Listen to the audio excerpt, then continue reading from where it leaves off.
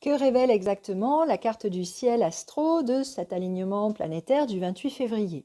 Alors, avant toute chose, ce que je voulais vous transmettre, c'est vraiment que c'est une occasion, une opportunité rare pour aller observer d'un point de vue astronomique d'abord, tout ce qui est bien, de la visibilité des planètes. Parce que c'est rare effectivement qu'elles soient toutes comme ça placées au-dessus de notre horizon et qu'on puisse aller les voir. Alors, pour ceux qui s'y intéressent, surtout, regardez, je vous mets un lien dans la description. Il y a la possibilité d'écouter un podcast d'astronomie, la parenthèse étoilée, pour savoir exactement ce qui est observable. Parce que, effectivement, en fonction de votre outillage ou du placement ou de là où vous êtes, il y a des choses que vous pourrez voir ou non. Donc ça, c'est vraiment, je dirais, le trésor numéro un de cet alignement. Puis au-delà de ça, d'un point de vue de la symbolique, pour moi, c'est sûr que ce qui m'intéresse avant tout quand il y a des placements comme ça, c'est de se rendre compte que ça va être la carte du ciel des enfants qui vont naître aujourd'hui. C'est surtout ça.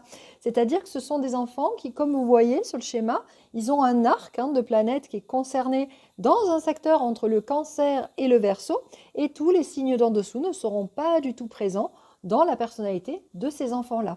Alors oui, c'est spécifique parce qu'il y a des cartes du ciel où on voit un peu dans tous les sens des planètes placées un peu partout. Là, il y a une certaine cohérence zodiacale chez les enfants qui vont naître avec cette configuration. Maintenant, comme dans toutes les cartes du ciel, il y a quand même des aspects planétaires, ce qu'on appelle notamment des carrés, donc qui fait qu'il n'y a pas d'alignement parfait au sens mystique qu'on peut parfois entendre, au sens où toute personne qui va naître sur cette terre va avoir certains défis à relever, certaines configurations qui l'environnent, pour lesquelles il y aura de toute façon quelque chose à comprendre de soi. Mais effectivement, la particularité, c'est d'avoir, comme vous le voyez, tout un tas de secteurs qui sont absolument vierges et vides, ce qui fait que de l'autre côté, les enfants qui naîtront dans ces jours-ci vont avoir l'opportunité d'avoir une carte du ciel assez cohérente du point de vue zodiacal. Voilà ce que je voulais très simplement en partager. Et je vous souhaite avant tout, encore une fois, de très belles observations pour ceux et celles qui auront la possibilité d'aller voir nos belles planètes.